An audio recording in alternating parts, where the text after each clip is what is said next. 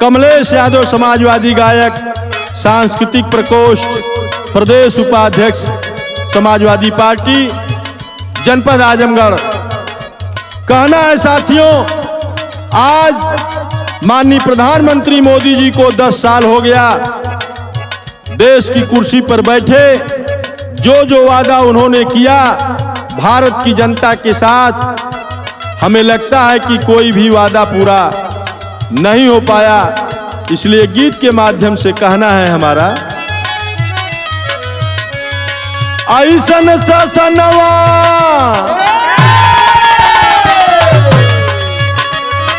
ऐसन ससनवा न देखी अभी तक, जिया करे धका धक, जिया करे धका धक।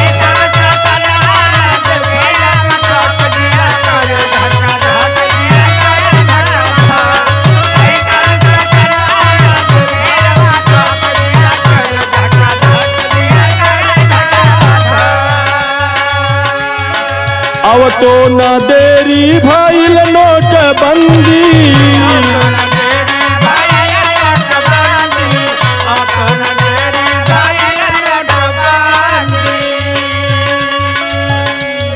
रोजी रोजगार पर लागल पाबंदी।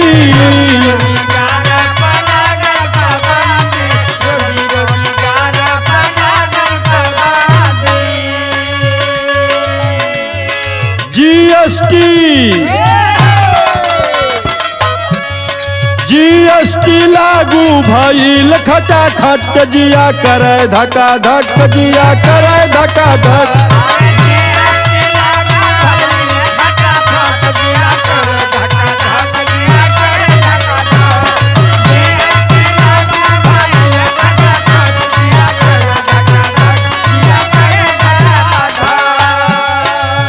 माननीय प्रधानमंत्री जी कुर्सी पर बैठते ही नोटबंदी कर दिए साथियों, जिससे देश में एक तबाही सा मंजर आ गया। लोग परेशान हो गए, रोजी रोजगार बंद हो गए। और उसके बाद तुरंत माननीय प्रधानमंत्री जी जीएसटी लगा दिए। जीएसटी लाते ही देश में महंगाई बढ़ने लगी। कहना है, 2 करोड़ नौकरी का कैले वादा,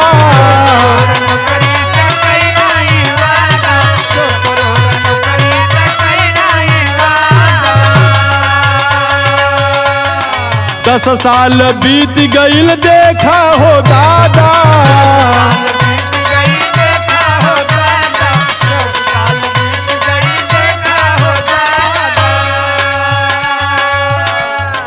एको करोड़ नहीं,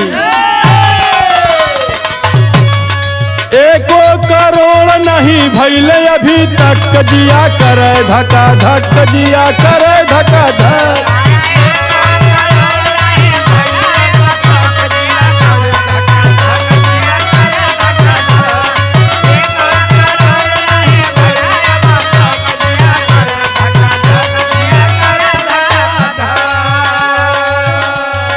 कहल कि महिलन के सम्मान करबे,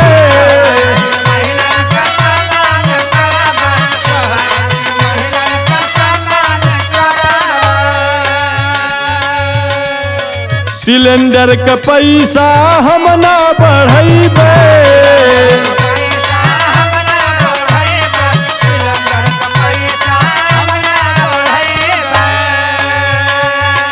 3 गुना दामई बढ़ौल फटाफट, जिया करे धका धक, जिया करे धका धक।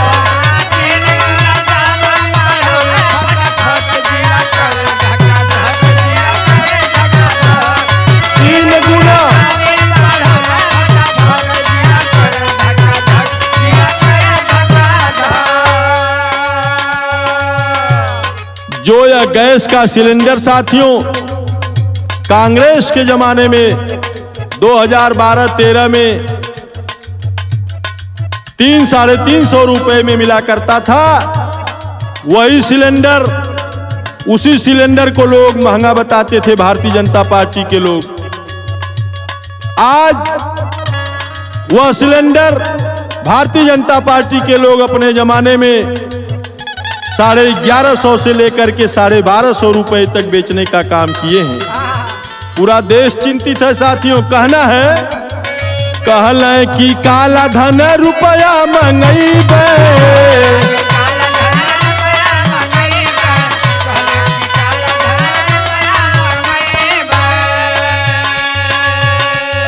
पंद्रह 15 लाख सबके खाता में पठैबे,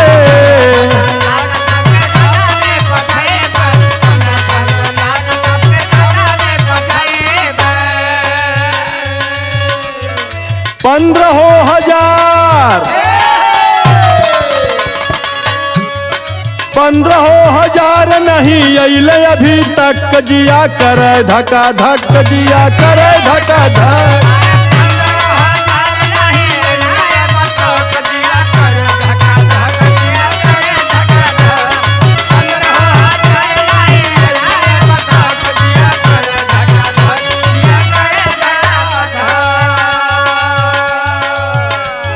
माननीय प्रधानमंत्री मोदी जी वादा किए थे कि मैं प्रधानमंत्री बन जाऊंगा तो जो विदेशों में काला धन जमा है हमारे देश का, उसे मैं वापस ले आऊंगा और उसको जनता के बीच में बंटवाऊंगा।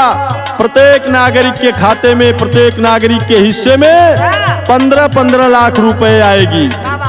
लेकिन साथियों 10 साल होने जा रहा है, 15,000 भी किसी के खाते में अभी तक नहीं आ पाया। कहना है हमारा, कहल कि काला धन रुपया मंगईबे,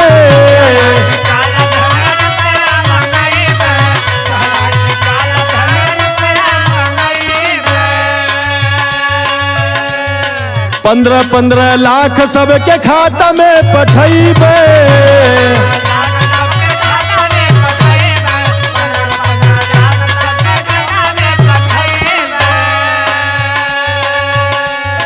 15,000 नहीं अइले अभी तक, जिया करे धका धक, जिया करे धका धक।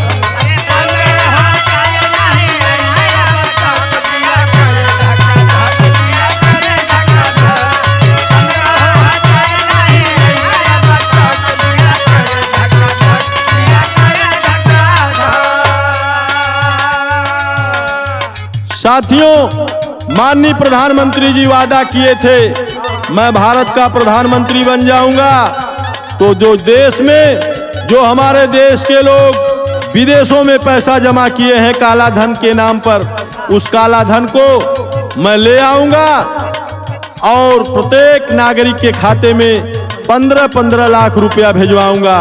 15-15 लाख रुपया लोगों का हिस्सा बनेगा। लोग इंतजार करते रह गए, आज 10 साल का दिन होने जा रहा है, किसी के खाते में 15,000 भी रुपया अभी तक नहीं आई। तो कहना है, नया नया रोज कानून बनेला,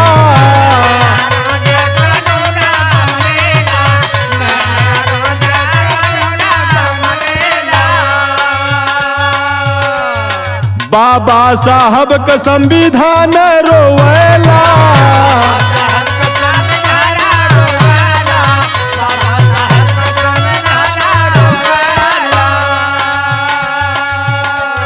शासन प्रशासन लगल अटापट, जिया करे धका धक, जिया करे धका धक।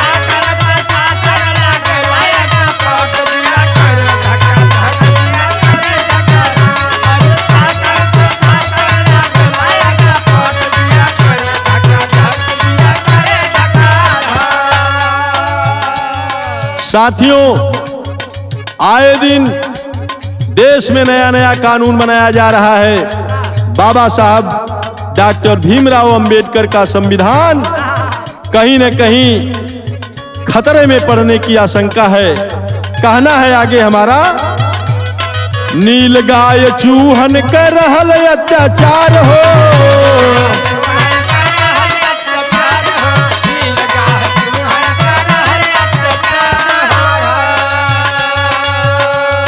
खेते खेते साड़न का लागल बाजार हो,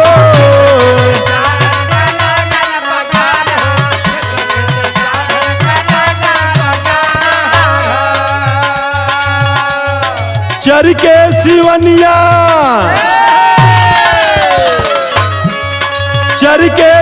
पनिया ऊ भाग सरा पट जिया करे धका धक जिया करे धका धक।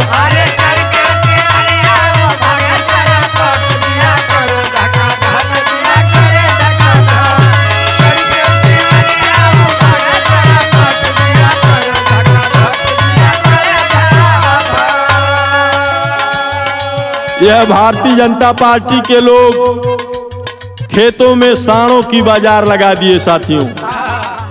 पहले तो किसानों के दुश्मन नीलगाय और चूहा हुआ करते थे, लेकिन यह सरकार किसानों का सबसे बड़ा दुश्मन खेत में खड़ा कर दिया। किसान न रात में सो पा रहा है, न दिन में कहीं जा पा रहा है। 24 घंटा अपने खेत की रखवाली करते उसकी समय बीत रही है।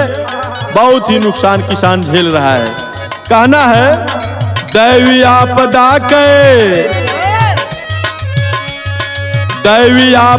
के आवैले बहार हो।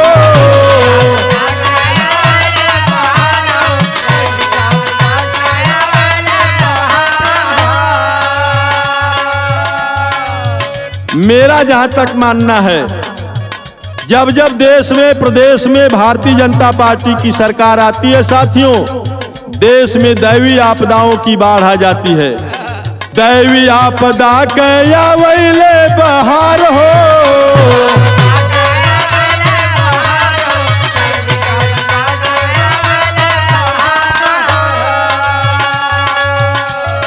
बाढ़ सूखा भूकंप समुद्री लहर हो।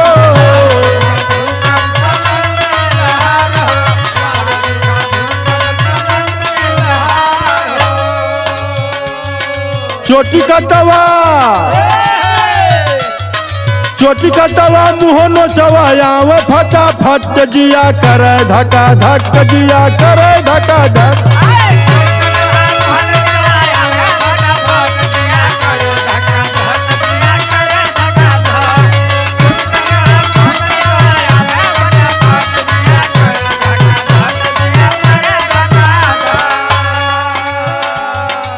इन लोगों के शासन में कभी भूकंप आ जाता है, कभी बाढ़ आ जाती है, कभी सूखा पड़ जाता है, कभी समुद्र में अनेकों प्रकार की लहरें आ जाती हैं। इतना ही नहीं, कभी मुंह नोचवा आ जाता है, कभी चोटकटवा आ जाता है, तो कभी गणेश भगवान दूध पीने लगते हैं।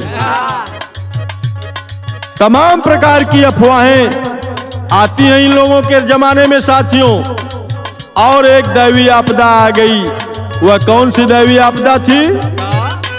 देशवा में आइल कोरोना बीमारी।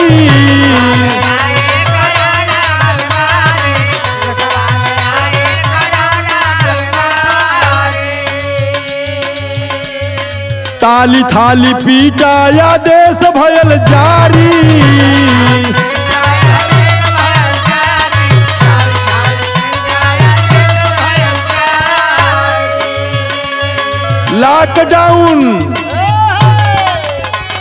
लॉकडाउन लागे देखा खटाखट जिया करे धका धक जिया करे धका।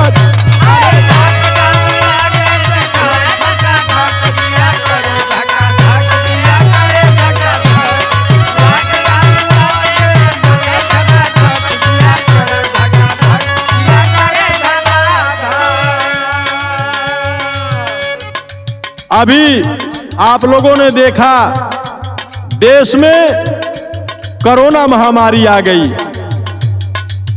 और माननीय प्रधानमंत्री जी लॉकडाउन पर लॉकडाउन, लॉकडाउन पर लॉकडाउन लगाते रहे। हम भारतवासी अपनी समय बिताते रहे। कहना है आगे, महंगी किसानी व महंगी पढ़ाई।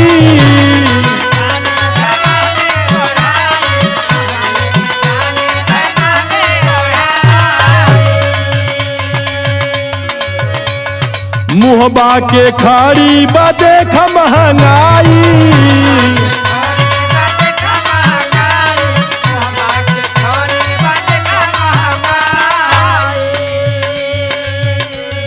रेलवे जहाज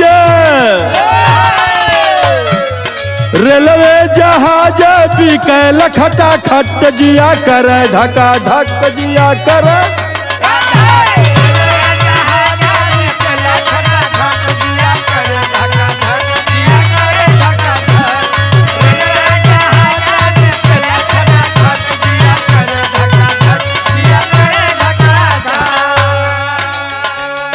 महंगाई देश में बढ़ गई और माननीय प्रधानमंत्री जी भारत देश के न जाने कितने विभागों को बेच दिए, प्राइवेट कर दिए। कहना है हमारा, अभी कुछ दिन पहले माननीय प्रधानमंत्री जी कहे मैं प्रधानमंत्री नहीं, मैं देश का चौकीदार हूं। साथियों, उसी चौकीदारी काल में, उसी चौकीदारी समय में देश में एक बात हुई। वह कौन सी बात है? प्रधानमंत्री मैं नहीं हूं चौकीदार हो,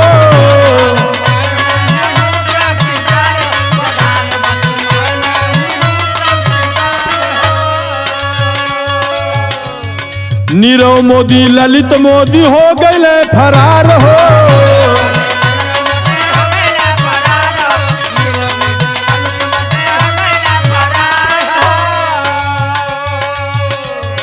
नेता मिलावल, नेता खरीदल, देख खटाखट जिया करे धका धक जिया करे धका।